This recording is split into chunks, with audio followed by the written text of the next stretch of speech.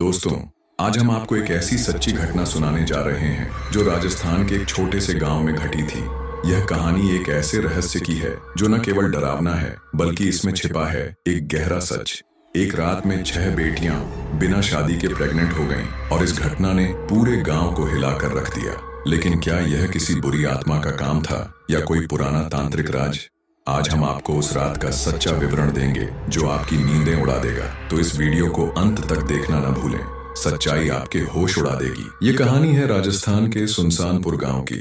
ये गांव वीराना था और यहाँ के लोग पुराने रीति रिवाजों और अंधविश्वासों में विश्वास रखते थे। इस गांव में रामू नाम का एक किसान अपनी 6 बेटियों के साथ रहता था। रामू की बेटियां पायल, रिया, अंशु, नेहा, राधा और सोनल उसकी दुनिया थीं।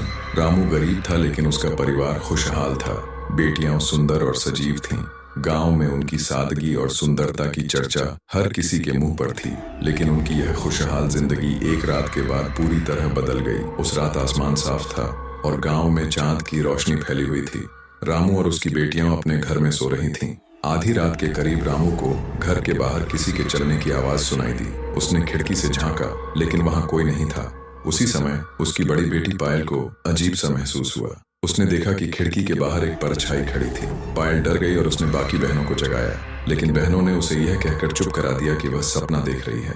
पायल ने भी यह सोचकर ध्यान नहीं दिया। सुबह हुई लेकिन रामू की बेटियां कुछ अलग महसूस कर रही थीं। उनके चेहरों पर थकावट और डर था।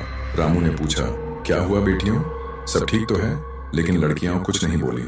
धीरे धीरे उनकी तबीयत खराब होने लगी। कुछ दिनों बाद गांव की दाई ने चौंकाने वाली बात बताई। रामू की 6 बेटियां प्रेग्नेंट थीं। ये सुनते ही गांव में टहलका मच गया। लोग रामू के घर के सामने इकट्ठा होने लगे। गांव वालों ने रामू से पूछा, ये कैसे हुआ? तुम्हारी लड़कियां बिना शादी के कैसे गर्भवती हो सकती हैं? रामू ने अपनी बेटियों से सख्ती से पूछा, यह सब कैसे हुआ? सच सच बताओ। लेकिन लड़कियां रोते हुए सिर्फ इतना ही कह पाईं, पिताजी हमें खुद नहीं पता, हमने कुछ भी गलत नहीं किया। गांव के लोग अब रामू और उसकी बेटियों का मजाक उड़ाने लगे।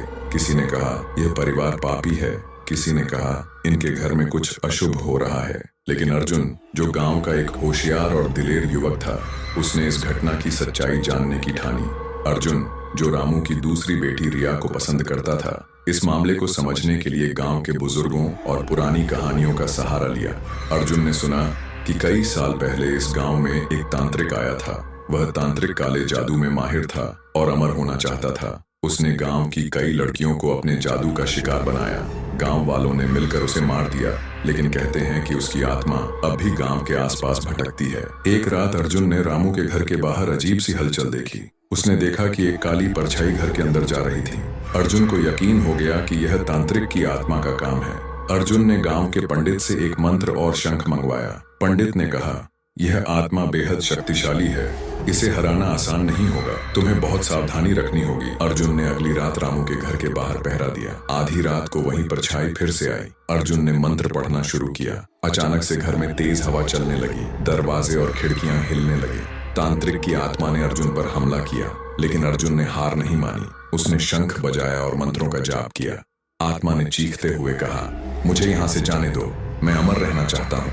अर्जुन की हिम्मत के आगे आत्मा हार गई। वह हमेशा के लिए उस जगह से चली गई। गांव फिर से शांत हो गया। अर्जुन ने अपनी हिम्मत और समझदारी से गांव को एक बड़े संकट से बचा लिया। रामू की बेटियां धीरे धीरे ठीक होने लगीं।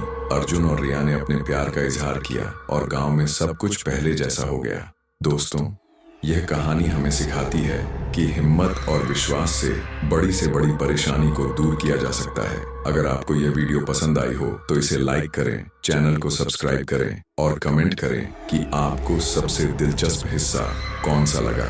अगली बार फिर मिलेंगे एक नई और रोमांचक कहानी के साथ। धन्यवाद।